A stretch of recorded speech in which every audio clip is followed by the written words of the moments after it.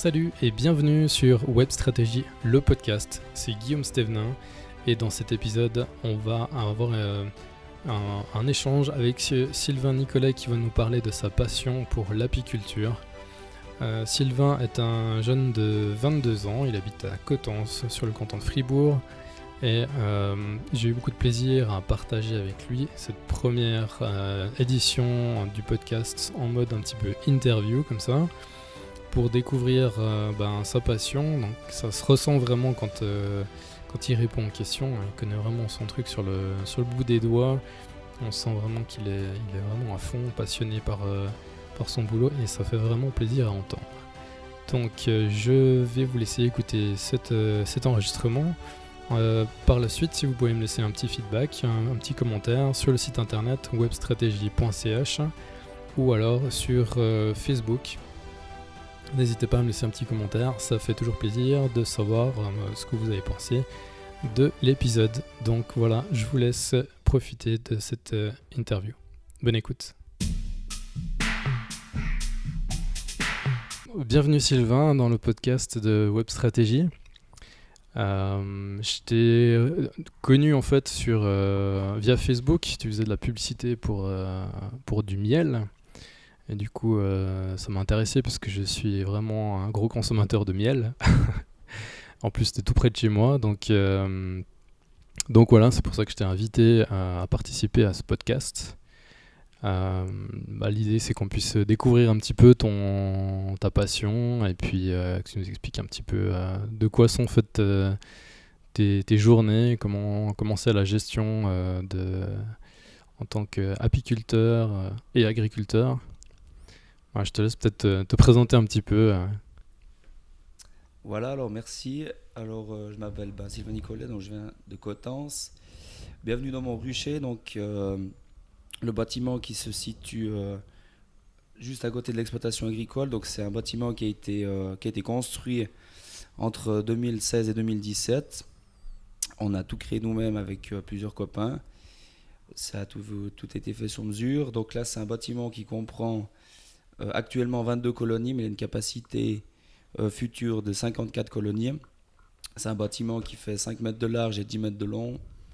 Il est habillé donc avec des panneaux isolants, avec aussi 4 à 5 fenêtres pour apporter de la lumière. Et puis surtout, ces panneaux, ils offrent aux abeilles les préserver du froid lors des journées hivernales, et puis surtout les fortes températures en été. Sinon, l'idée, c'était vraiment d'avoir un seul bâtiment où toutes les opérations dans la gestion des colonies et puis la conservation du miel, elles seraient au même endroit. Donc, ce qui permet aussi de rationaliser le temps de travail, vu que je travaille sur l'exploitation agricole avec mon père et puis qu'on essaie vraiment de rationaliser dans tous les domaines de production. L'avantage aussi, c'est vraiment d'avoir le rucher à côté des autres bâtiments de l'exploitation agricole. Donc, vraiment aussi un gain de temps. Par exemple, après, si on a des journées pas mal remplies l'été et puis qu'il faut vite venir au rucher, on peut aussi venir sur la pause de midi. Il y a aussi une meilleure surveillance, étant donné que le rucher il est juste à côté de la maison. Puis ça évite aussi, vu que malheureusement, il y a de plus en plus de monde qui se font aussi piller leur colonie. Donc, à ce niveau-là, c'est aussi un point qui n'est pas négligeable. Et puis après, voilà, quoi, le rucher, c'est uniquement moi qui manage, disons, durant la saison. Après, bien sûr, je suis aidé par mon coach, un apiculteur chevronné d'Autinier, qui va me donner un coup de main pour l'extraction. Et puis quand j'ai des questions, étant donné que ça fait uniquement 3 ans que j'ai des abeilles, donc là on est aussi encore dans la découverte. Et puis c'est vraiment une chance d'avoir quelqu'un qui peut venir nous coacher, venir voir un peu ce qu'on fait, nous guider dans la bonne direction. Et puis après, ma maman qui va me donner un coup de main durant l'extraction. Donc là, c'est vraiment le gros boulot dès qu'il faut sortir les cadres et puis les amener dans la salle d'extraction pour extraire le miel, quoi. Et justement, comment ça se passe pour extraire le miel C'est les rayons, c'est ça? C'est comme ça qu'on appelle? Ouais, ça s'appelle donc des cadres à miel, les magasins, on appelle ça aussi. Donc c'est une fois que le miel devient mûr, c'est lorsqu'il a l'opercule de cire dessus. C'est le petit bouchon qui dit que les abeilles ont fini de le travailler, donc enlever l'humidité du miel pour permettre sa conservation. Donc il ne faut pas que ça dépasse 18,5% d'humidité, sinon il y a des risques de fermentation.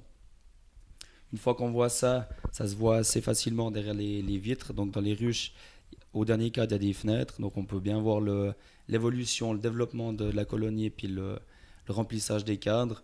Et puis après, en fonction de ça, une fois qu'on sent que ça vient mûr, disons, on peut ouvrir une, deux ruches pour sonder. Et puis après, ben, dès que les deux tiers des cadres recto-verso est operculé, on peut commencer la récolte, quoi. Ça prend combien de temps à peu près avant une première récolte? Alors, ça peut 1 mois et demi, disons, la première. Après, le gros facteur, c'est toujours le temps, quoi. Les trois facteurs qui jouent un rôle pour disons, la récolte et puis l'avancée du remplissage des cadres, disons, c'est surtout la force des colonies, le temps et puis les mielés, donc ce que la nature va donner comme nectar. Souvent, après, il y a aussi des déséquilibres là-dedans, donc c'est aussi pour ça que les années changent beaucoup. Mais en général, ouais, c'est 1 mois et demi. Après, bah, il y a eu des grosses années où c'était quasiment tous les 10 jours pendant la saison, ils extrayaient. Comme ça, c'est très, très, très, très rare. Ça se produit tous les 20-30 ans. Ok. D'accord. Et puis tu parlais de colonies, donc apparemment il y a quand même une espèce de hiérarchie et un fonctionnement qui est bien défini dans le monde des abeilles. Comment ça se passe en fait? Oui, bah, tout d'abord, déjà, bah, il y a la reine. Donc, c'est vraiment la chef de la ruche, disons. C'est elle qui va pondre toutes les abeilles et les bourdons qui vont se trouver à l'intérieur. Ensuite, il y a les abeilles et les bourdons. Une abeille, donc elle fait 21 jours du moment où l'œuf a été pondu jusqu'à qu'elle éclose. Le bourdon, il fait 24 jours. Et puis la reine, pour faire une reine, il faut environ 16 jours. Ensuite, bah, l'abeille, elle va naître. Elle a une durée de vie d'environ 35 à 45 jours. Et puis, tout au long de cette vie, elle va passer à travers les différents stades. Donc au début, elle va naître. Elle va s'occuper du couvain, nourrir le couvain. Ensuite, après, Qu'est-ce que tu appelles le couvain? le couvain, donc ça, c'est la nurserie, disons. C'est là où se trouvent toutes les futures abeilles à tous les stades.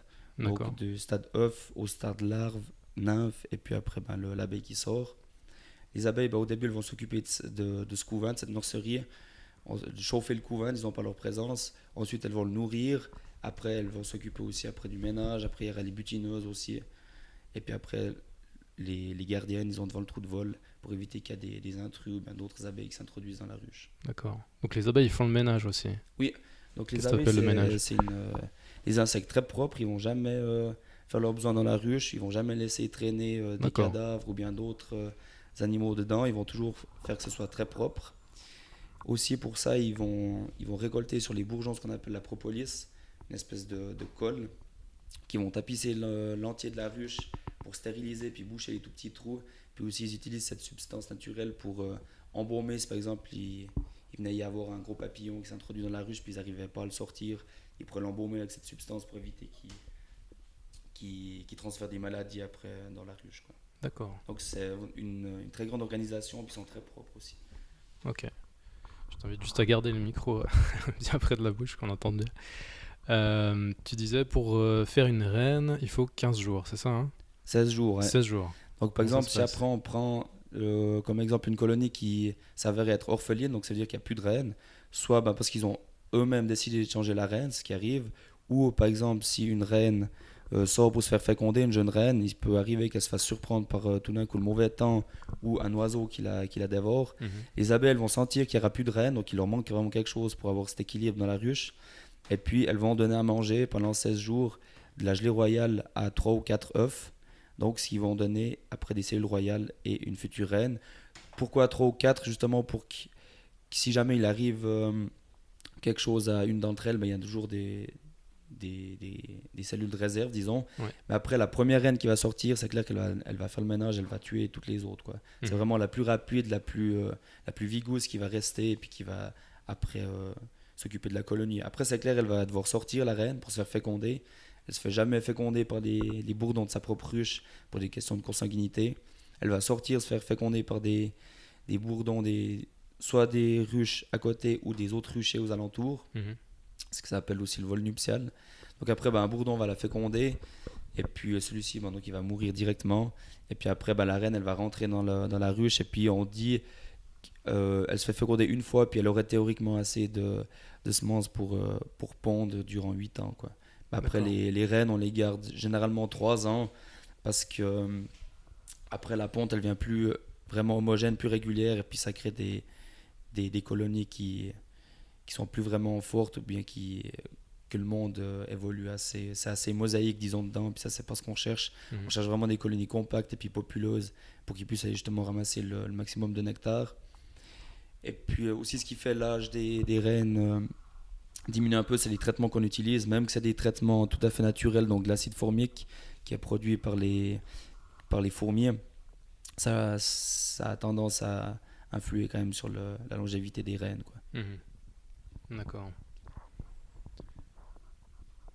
Et donc là, pour situer un petit peu, là, on est dans une espèce de, je sais pas comment on pourrait appeler ça, une sorte de cabanon moderne, on va dire, puisqu'il y a plein de matériaux qui ont été utilisés vraiment avec minutie. On va dire que tout a bien été étudié.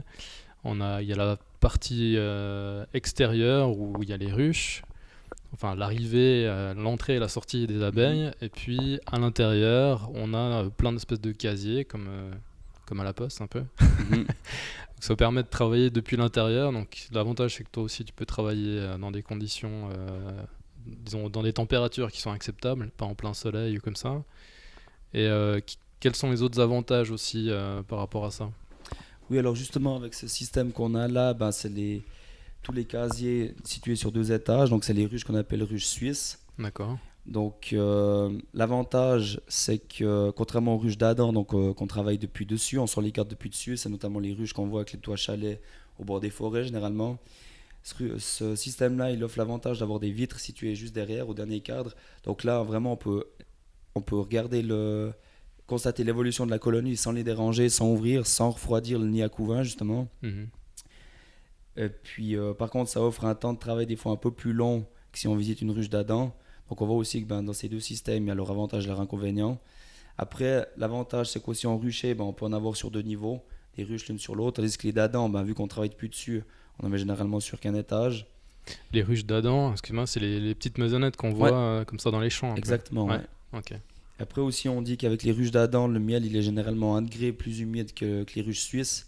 Après, les ruches suisses, elles portent aussi bien leur nom, elles ont été étudiées au niveau des dimensions pour permettre une bonne circulation de l'air à l'intérieur pour faciliter la maturation du miel aussi, quoi. Donc ça, c'est aussi un avantage. Après, moi, j'ai essayé au début que j'ai commencé, donc en 2016, les 2 systèmes. Et puis c'est clairement celui-ci que je préférais, donc les ruches suisses. Après, c'est aussi tout à chacun qui va déterminer son système et puis ce qu'il a envie de travailler comme ruche, quoi. Et puis voilà, quoi. Et qu'est-ce qui t'a décidé de te lancer dans l'apiculture?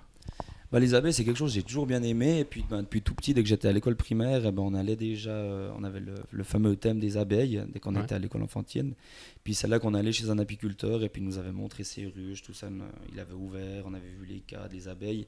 Puis là, j'ai toujours bien aimé. Puis après, dès qu'on est enfant, on pense plus à s'amuser, tout ça. Puis on laisse passer les années, l'école. Après, en apprentissage d'agriculteur, on avait en 3e année les cours bois. Donc là, j'ai profité de faire une ruche, donc la première ruche que j'ai eue. Okay. Donc je me suis dit que j'allais commencer les abeilles plus tard. Après, j'ai fait le service militaire. Et puis c'est seulement en 2016 que j'ai commencé. Parce que les abeilles, il faut vraiment avoir du temps à investir. Et puis il faut vraiment de la minutie, quoi. On ne prend pas des abeilles parce qu'on a envie de voir comme ça fait. Et puis on va quand on a un peu le temps, quoi. Les abeilles, il faut vraiment suivre ça avec rigueur et minutie. Puis c'est comme ça qu'on en retire aussi les fruits, quoi. Mais après, c'est clair, c'est depuis là que j'ai toujours bien aimé les abeilles. Okay. Puis après, j'ai eu la chance d'avoir un coach à Outigny, donc tout près le village voisin, qui est venu dès le départ me coacher. Il m'a offert mon premier essaim, donc là ça fait aussi tout de suite plaisir. J'ai pu aller voir chez lui comment il faisait. Et au début, j'ai fait chez lui prendre les premiers cadres, regarder un peu comment ça faisait, visiter à la visite de printemps les premières colonies. Ça fait aussi beaucoup, puis ça motive encore plus dès qu'il y a quelqu'un qui suit un peu derrière. Ouais, qui transmet un peu la passion en fait. Hein. Tout à fait. Ouais, excellent. Donc là, ça fait 3 ans que tu as cette... Oui, là c'est la 3e année que j'ai. La 2e année en fonction avec le rucher, donc le bâtiment, vu que la première année j'avais vraiment commencé sous forme essai, j'avais un rail avec les ruches situées dessus, j'avais 4 ruches suisses et puis une ruche d'Adam, justement pour voir les 2 systèmes, lequel j'aimais le mieux et puis qui me ferait le plus plaisir à travailler avec durant les prochaines années, quoi. Et après, c'est tout de suite là que j'ai vu que c'était les Suisses que je voulais, quoi. Donc là, il y a 2 niveaux de boîtes, de ruches. Donc celle d'en bas, tu accèdes par en haut. Et celle d'en haut, tu dois monter sur une petite échelle du coup Non, là, justement pas. Les ruches d'en bas, je travaille directement en bas, donc elles sont posées sur un DIN Ouais. environ 40 cm de haut, ce qui permet justement de ne pas avoir besoin de trop se baisser et puis d'avoir un confort de travail. Et puis les ruches du haut aussi également, bah là, dès que je travaille au fil de la saison, juste en rajoutant les cadres ou bien en contrôlant les ruches, ça va bien la hauteur. Après, par contre, dès que j'extrais, ben, dès que je dois aller chercher les cadres tout en haut de la ruche, là j'ai une petite palette pour vraiment être encore plus à l'aise pour travailler, quoi. Mhm. D'accord, ouais. Et puis, ça te fait à peu près combien de kilos de miel à l'année? Alors ça, c'est toujours la question qu'on se Ça pose. dépend les années, tu me diras. Voilà, comme 90% des réponses dans l'apiculture, ça dépend. Ben, c'est vraiment... Comme là, on voit cette année, ça a été une très bonne récolte de printemps. On peut vraiment pas se plaindre. C'était quelque chose d'extrêmement bien. Mais après, avec le froid qu'il a eu, 1, 2 semaines après, elles ont pratiquement tout mangé les réserves qu'elles avaient en bas dans les cartes de corps. Et puis après, il est venu de la bise, temps chaud, ça c'est bien, mais la bise, ça dessèche toute la végétation, disons. Et puis la nature, voilà, elle sécrétait pas beaucoup de miel là, c'était assez difficile. Elle ramassait plus pour se nourrir au fur et à mesure Mhm. qu'elle stockait dans les magasins, on va dire ça comme ça. Bah après, généralement, en année normale, une bonne année, on extrait généralement 3 fois. Or là, ben, on a extrait la première fois, puis on va extraire encore une deuxième fois, mais ce sera plus nettoyage des cadres, et puis après, ce sera tout, quoi. Ouais, Mais généralement, ouais, 3 fois on extrait, quoi. Et puis ok. après, on dit en moyenne, c'est environ 30 kilos de miel par ruche, quoi. D'accord, ouais. Ouais, ça fait. Après, ça peut être un peu plus, ça peut être beaucoup plus. Enfin, c'est toujours l'année, la force des colonies, le management du rucher qui va Mhm. aussi faire, quoi. Ok. Et donc, pour l'extraire, pour le mettre en bocal, en fait, donc vous sortez les rayons et vous les mettez, je crois que vous avez une centrifugeuse, quelque chose comme ça, c'est ça? Oui, alors déjà, ben, dans le rucher, il y a 2 espaces bien distincts. Ouais.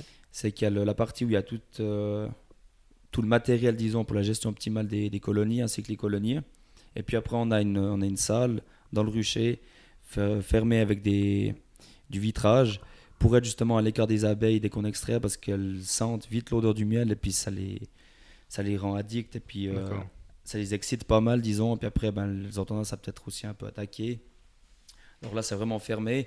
D'abord, ben, dès qu'on extrait les cadres, on tape sur le coin du cadre pour faire tomber les abeilles dans notre entonnoir. Comme ça, après, elles vont rentrer gentiment par-dessous dans la ruche. Ensuite, les cadres sont emmenés à la salle d'extraction. Là, il y a une personne qui s'occupe de désoperculer. Donc, c'est enlever le bouchon de cire de, de l'alvéole à l'aide d'une fourchette exprès Mhm. pour permettre justement au miel de sortir dès qu'il sera dans la centrifuge. Ensuite, cet opercule, il tombe dans une table avec des tamis. Puis vu qu'il y a toujours un peu de miel, bah, ce miel, il va couler dans un bidon. Puis ça, on garde pour la propre consommation, disons. Ensuite, après, les cadres, ils sont mis verticalement dans la centrifuge. Donc là, c'est une centrifuge inox, 32 cadres. À noter que dans une ruche, il y a entre 21 et 24 cadres, 21 cadres à miel généralement. Mhm. Donc on met environ une ruche et demie dans ce type d'extracteur. D'accord. Après, il y en a toutes les grandeurs. Il y en a là, c'est un extracteur électrique, mais il y a aussi des manuels. Il y en a pour 7 cadres, 10 cadres, 12 cadres. Là, c'est un 32 cadres. Et puis, une fois que ce miel il est centrifugé, il va sortir par un robinet, arriver dans une passoire. Donc, s'il y a d'éventuels petits morceaux de cire, il va être transféré dans des bidons alimentaires, plastiques alimentaires. Et ensuite, on va le verser à travers le clarificateur. Donc, c'est un ustensile en inox avec 2 tamis qui va permettre de filtrer une dernière fois le miel des petites impuretés ou s'il y a éventuellement une abeille qui s'y trouve, pour ensuite être déposé dans les maturateurs. Donc, c'est des cuves en inox de 100 à 200 kg. Puis là, le miel, il va finir de maturer, ils vont finir de mûrir. Mhm. Je vais le laisser entre 7 à 11 jours, ça dépend la consistance. Vu qu'à chaque extraction, disons, on sent qu'il est plus ou moins cristallisé déjà. Ouais. Pour le brasser, moi j'aime bien le brasser comme ça il reste assez onctueux. Après, c'est clair aussi, le facteur principal qui fait que le miel va cristalliser, c'est surtout les nectars qui vont ramasser. Le mélange va faire que plus ou moins il va le cristalliser vite ou pas. Et puis après aussi, ben, l'action mécanique, donc le brassage, ça va permettre au miel de garder son onctuosité, quoi. D'accord. Et puis après, ben, naturellement, il faut le mettre en pot avant qu'il commence à figer dans le Ouais. maturateur. Et puis ça, ben, beaucoup le font à la main encore. Moi, j'ai eu la chance de pouvoir acquérir une machine à mettre en pot. Donc, on branche directement un tuyau dans le maturateur. Mhm. Celui-ci, il est directement relié à l'appareil où il y a un calibreur.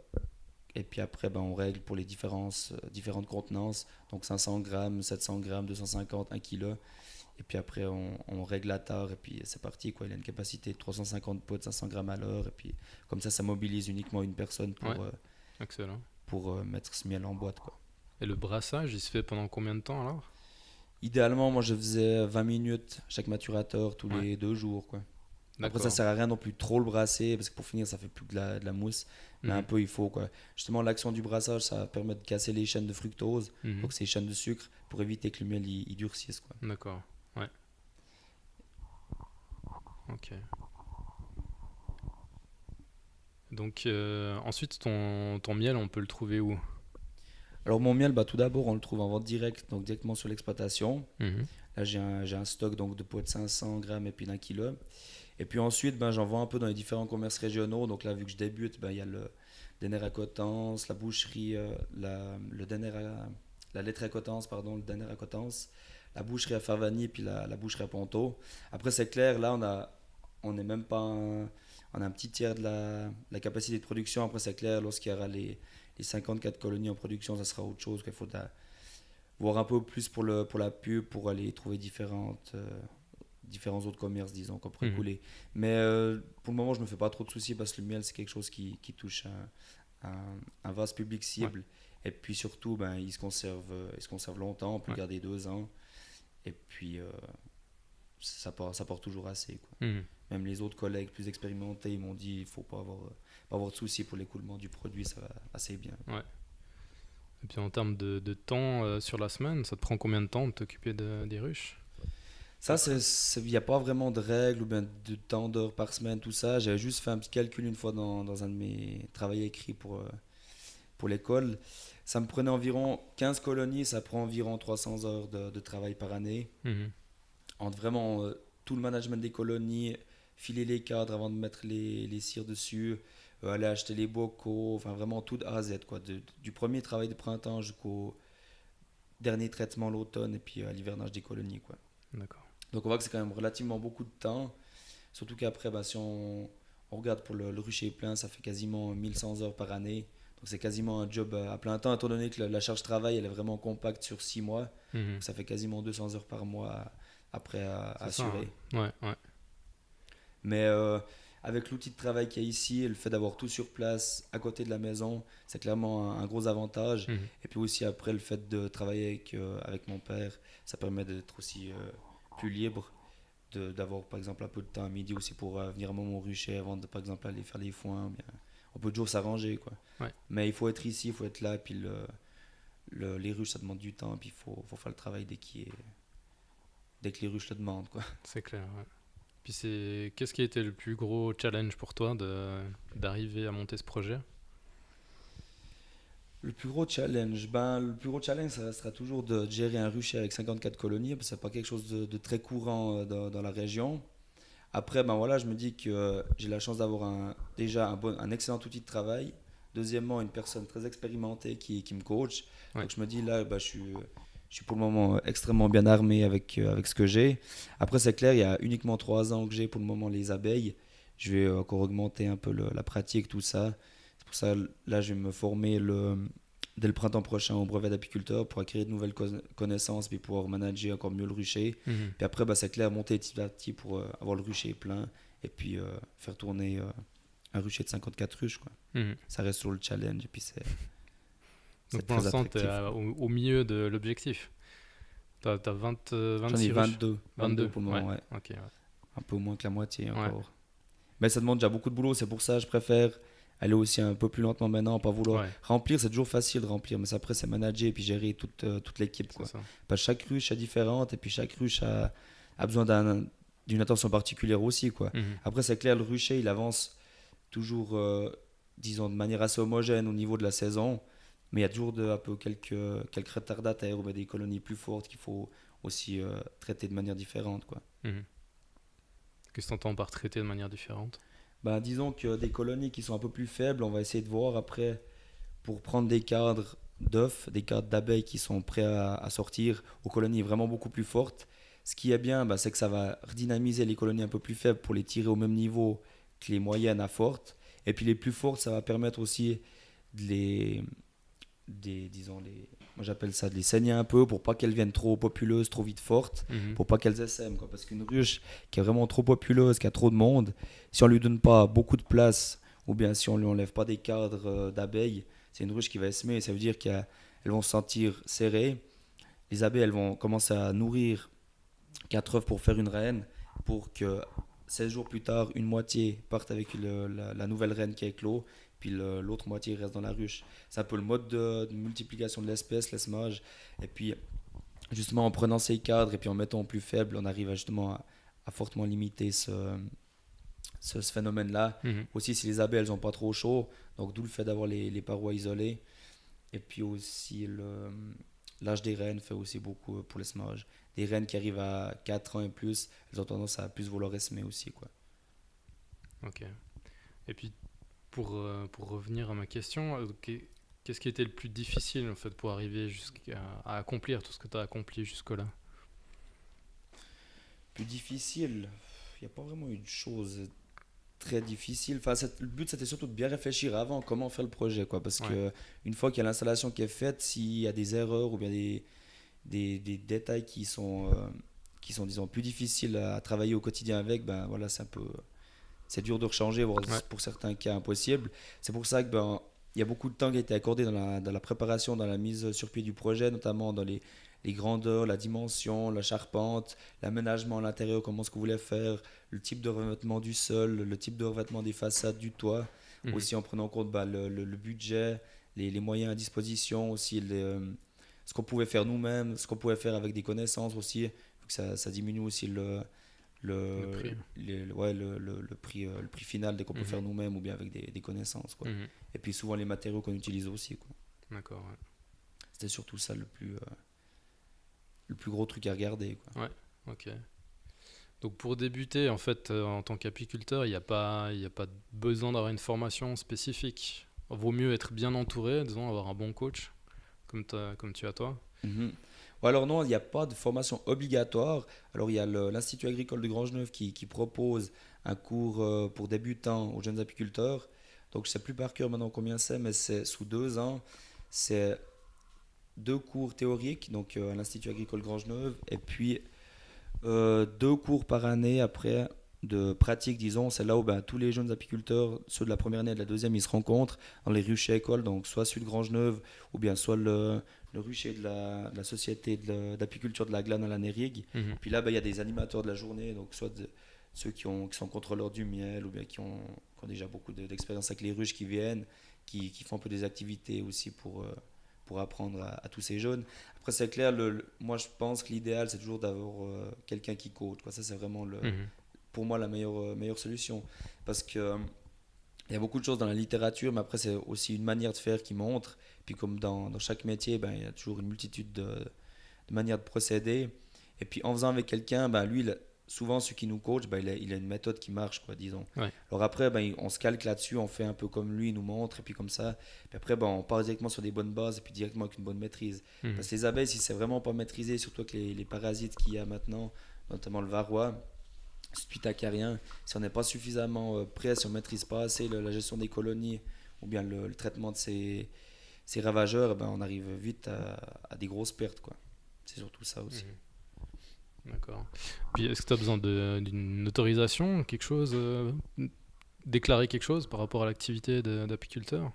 Alors non, en tant qu'apiculteur, disons à titre hobby, comme ça, on n'a pas besoin de déclarer quoi que ce soit. Après, il y en a, pas beaucoup, mais il y en a qui font ça à titre professionnel. Comme par exemple à Belfort, il y en a un. Lui, je sais pas quel statut il est soumis, ou bien ça je peux pas dire, mais je pense qu'après il y a quand même quelque chose, des autorisations à avoir du Mhm. moment où on arrive. Mais par rapport au fait que tu vends une denrée alimentaire, il n'y a pas d'autorisation spéciale par Alors rapport à ça? d'autorisation pas, parce que ça, il n'y a pas d'autorisation, c'est juste qu'il faut, ils veulent matériel inox. Mhm. C'est pas encore obligatoire, mais ils font vraiment comprendre, ça va vraiment dans ce sens-là. matériel inox, plastique alimentaire. Il faut après aussi une miellerie propre, donc où il y a le matériel propre, soigné, le sol aussi, que ce soit vraiment impeccable, Mhm. vu que c'est destiné à la vente à des particuliers. Après, justement, le fait aussi d'avoir, comme là j'ai fait le label d'or, donc ça, on est soumis à un contrôle d'exploitation. Donc il y a le contrôleur du miel, il vient tous les 4 ans. Et puis il regarde vraiment, il passe une heure de temps avec le producteur. Il va regarder l'état sanitaire du rucher, la gestion des colonies, comment est-ce qu'on s'occupe des cadres, la miellerie, le matériel d'extraction. On va remplir un questionnaire avec lui et puis c'est lui qui va nous délivrer ce fameux label d'or. Donc c'est un petit label qu'on va coller le long du bocal, entre le bocal et le couvercle, Mhm. pour certifier que c'est un miel suisse et puis un miel contrôlé. Ok, Et puis justement, il va contrôler aussi l'humidité du miel avant de donner ses labels pour s'assurer qu'il n'y ait pas de problème en cours de fermentation. d'accord. Donc ça, c'est encore un gage de qualité Ça, c'est aussi un gage supplémentaire. supplémentaire de qualité, Ouais. ouais, c'est clair. Ça, c'est pas non plus obligatoire, mais c'est clair que c'est mieux, quoi. Mhm. Ok, excellent. Et qu'est-ce que tu déconseillerais à quelqu'un qui veut commencer l'apiculture? Quel- Qu'est-ce qui est ouais, une sorte d'erreur à ne pas faire ou... L'erreur à ne pas faire, disons que c'est déjà une personne qui n'a pas suffisamment de temps à consacrer, ça c'est Mhm. clair. Il faut surtout pas qu'elle commence à prendre des abeilles parce qu'elle n'arrivera pas à s'en occuper.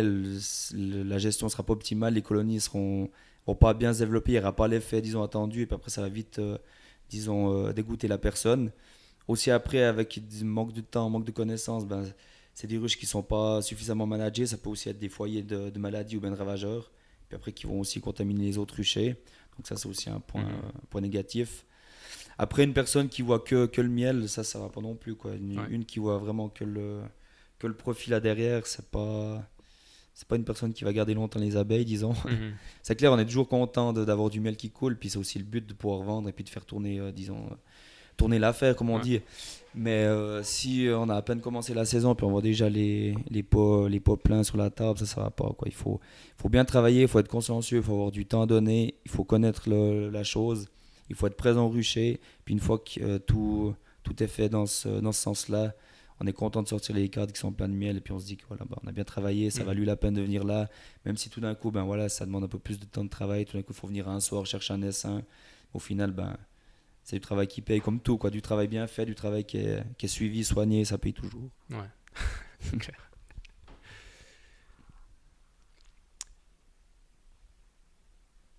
Je sais pas, qu'est-ce que tu aurais encore à nous expliquer par rapport à l'exploitation?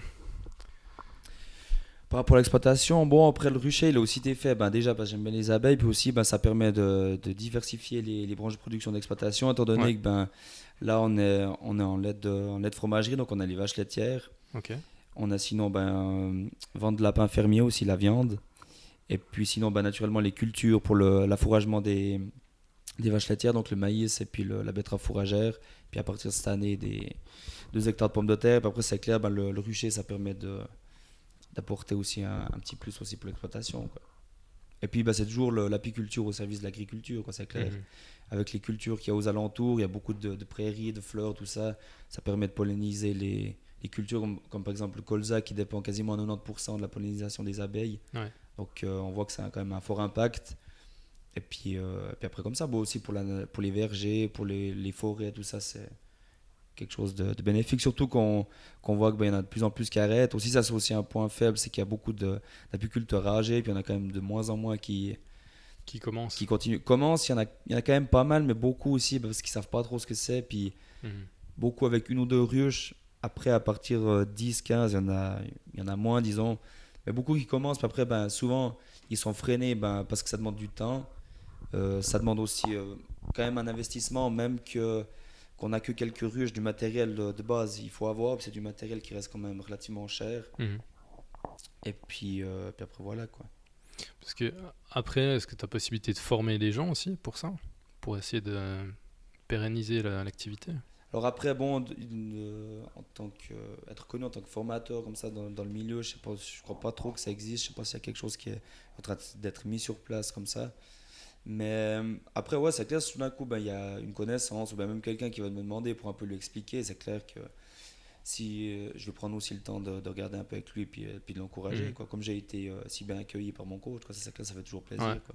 Ouais, parce que là, en plus, tu as vraiment une belle infrastructure, donc Voilà, ça je va pense bien que ça pour ça. va, ça va vraiment être des conditions idéales Ouais. pour apprendre, quoi. Après, le but, ce sera aussi de pouvoir accueillir aussi, être rucher école, disons, quoi. Mhm. Vu que dès que j'avais commencé le cours d'apiculture, il disait toujours qu'il fallait vraiment s'inscrire extrêmement vite, extrêmement tôt, parce que il y avait plus beaucoup de places disponibles. Et puis surtout, ce qui manquait, c'est les ruches à école pour pouvoir accueillir le monde pour la pratique, quoi. Ouais. La salle théorique, ça allait, quoi. Ça, c'était pas le problème. C'était surtout d'accueillir du monde dans les ruchers, quoi. Parce que souvent, c'est des infrastructures assez petites. Ou bien même à Grangeneuve, qui est quand même un relativement gros rucher, on peut pas non plus arriver à 60 là-bas comme ça, quoi. Ouais. 25-30, ça joue, mais après, voilà, quoi. Alors, Ouais. s'il y a le rucher de la Nérique, le rucher de Grangeneuve, ça fait 60-70 personnes, mais après plus, ça devient toujours compliqué, quoi. Alors, ce serait l'occasion aussi d'avoir un rucher dans les parages, et puis qui pourrait donner encore l'opportunité à plus de monde pour faire ce cours, et puis de garder des abeilles pour Mhm. en avoir aussi un peu plus dans le canton, quoi. C'est peut-être un moyen aussi de faire connaître l'exploitation dans son ensemble, en fait, le miel, parce que Mhm. le miel, ça touche un peu à la gourmandise aussi. Ouais. Ça touche Ouais, ça, c'est peut-être un peu clair, ouais. plus de monde que... voilà, quand on voit une ferme, bah, malheureusement, la plupart des gens, ils se posent pas trop la question de ce qui se passe dedans. Et puis ça peut permettre justement de faire découvrir les autres productions que vous avez, comme la viande de lapin, etc. Ça, c'est aussi quelque chose qui peut être un plus pour vous, quoi.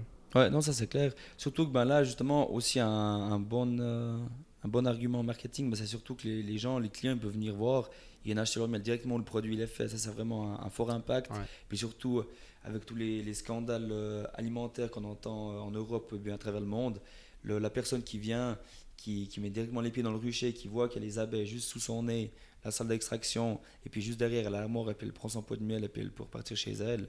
Ça aussi pas de prix, mais c'est aussi un aspect un peu pédagogique, et puis surtout pour les familles avec des jeunes enfants, ça permet aussi de les sensibiliser, et puis Mhm. de voir aussi, d'avoir ce contact avec la nature, quoi, aussi. Ouais. Après, c'est clair, ben, j'en profite aussi pour montrer un peu le reste d'exploitation, quoi. Ok. T'organises des visites ou bien si on veut visiter, on te contacte simplement ou comment ça se passe? Alors oui, pour le moment, je me suis pas penché plus que ça sur la question d'organiser des visites à proprement dire. Après, c'est clair, j'avais déjà mis justement des articles promotionnels dans le journal de la commune, puis là, j'avais dit qu'en cas de visite ou bien d'éventuelles questions, ils avaient qu'à me contacter, puis c'est toujours avec plaisir que je prends du temps pour faire visiter Mhm. l'infrastructure et puis cette branche de production, ça c'est avec plaisir. Ouais.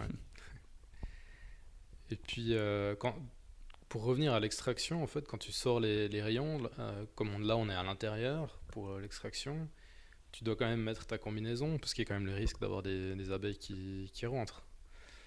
Oui, alors je mets toujours la combinaison. Alors il y en a, ils travaillent sans, certains plus vieux apiculteurs, disons, ils travaillent sans combinaison. Après, c'est clair, lors de l'extraction, c'est toujours un moment où aussi ben, on leur prend leur nourriture, entre guillemets. Donc Mhm.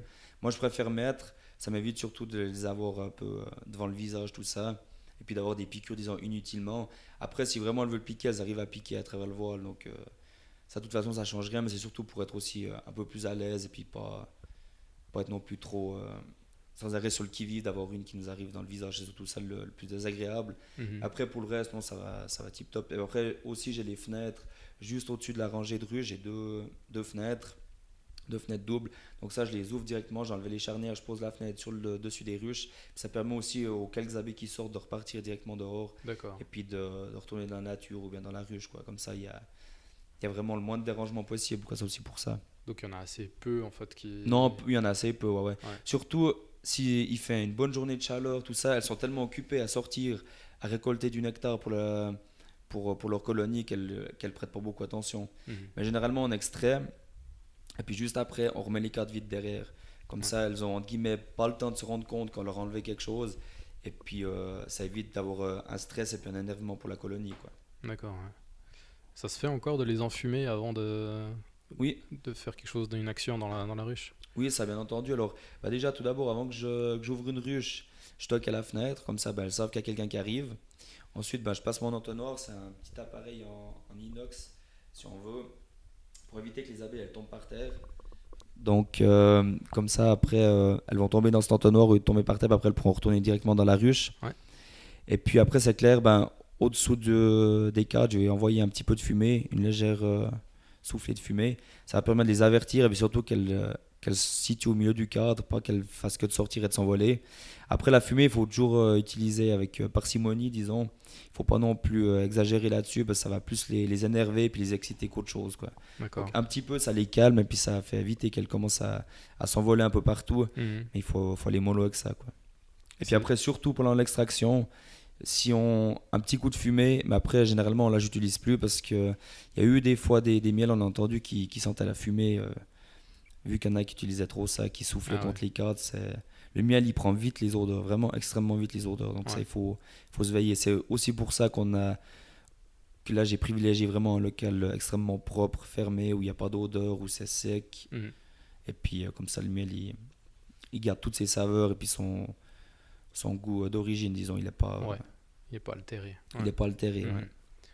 Et puis cette fumée, c'est juste, c'est quoi? C'est des petites braises de bois? Cette fumée, c'est de la courte de tabac, donc vu que les Ouais. feuilles, eh ben, elles sont utilisées pour les cigarettes, les courtes, ben, les nervures plus grosses, elles sont broyées, hachées finement. Ok. Et puis ça, ben, il y en a un de la société qui se fournit avec cette marchandise, et puis il nous fait des prix 8 francs le kilo. Donc avec un kilo, on a quasiment pour une saison avec 20 colonies, donc on en met vraiment peu, quoi.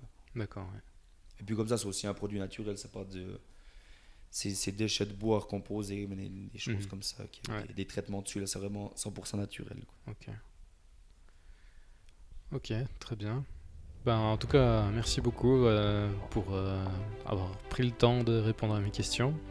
Mais de rien, c'est avec plaisir d'avoir pu ouvrir les portes de mon rucher et puis de mon exploitation. Ouais, en tout cas, pour avoir consommé déjà le kilo de miel que je t'ai acheté la dernière fois, tout le monde a adoré à la maison, donc je vais t'en reprendre juste après. Parfait. Et donc j'encourage en tout cas les gens à venir voir l'exploitation, à acheter ton miel parce qu'il est vraiment très bon. Et voilà, pour avoir visité l'exploitation, c'est vraiment propre, c'est vraiment super bien organisé, donc ça fait plaisir à voir en tout cas. Merci bien en tout cas. Merci Evan d'avoir transmis ta passion. À tout bientôt. Merci Paris.